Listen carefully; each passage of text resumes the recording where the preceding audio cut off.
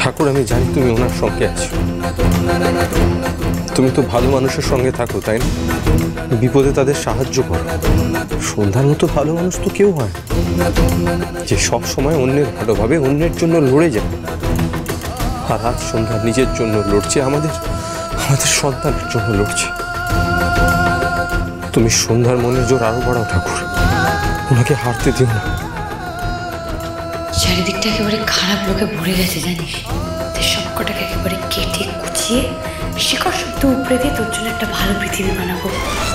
ওনার স্বপ্নই যেন সত্যি হয় ঠাকুর। উনি যেন নিজের বেবি কোলে নিয়ে একটা সুন্দর পৃথিবী গড়ে তুলতে পারেন, সব আগাছা সাফ করে। ওনার এই মনের ইচ্ছাটা মিথ্যে হতে দিও না কিছুতে। ওনার আরো মনের জোর বাড়াও, যতটা মনের জোর প্রয়োজন তার থেকে আরো বেশি। আমার কথাটা রাখো ঠাকুর।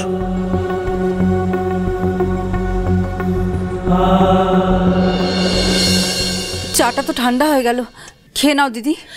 না রে না, গলা দিয়ে নামবে না। মাঠান, আপনি নীলকে শক্ত হতে বলছেন, অথচ নিজে শক্ত হতে পারছেন না। কি করে পারবো, যখনই মনে হচ্ছে আমার জন্য এগুলো হলো। কেন তুমি বারবার নিজেকে দোষারোপ করছো দিদি? নীলের কাছে আমার আর মুখ দেখানোর জো নেই রে মেজো।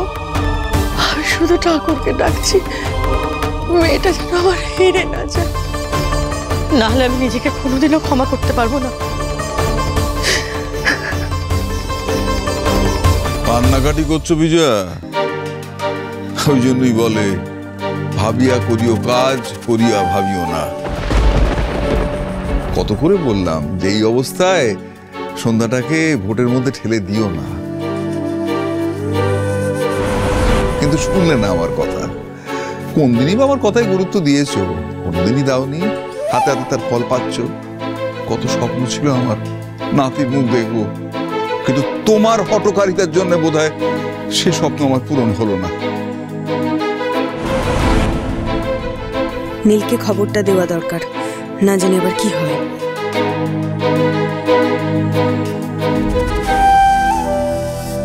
এখানে এসছো কেন প্রধান মশাই?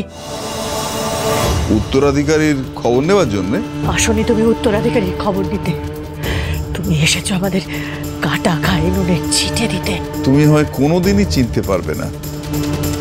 এই যে ডক্টর ম্যাডাম, আচ্ছা আমার বৌমা মানে সন্ধ্যা আর তার বাচ্চা কেমন আছে? সন্ধ্যা তারা সোম থেকে রবি সন্ধ্যে 7:30টায় স্টার জলসায় ও ডিজনি প্লাস হটস্টারে।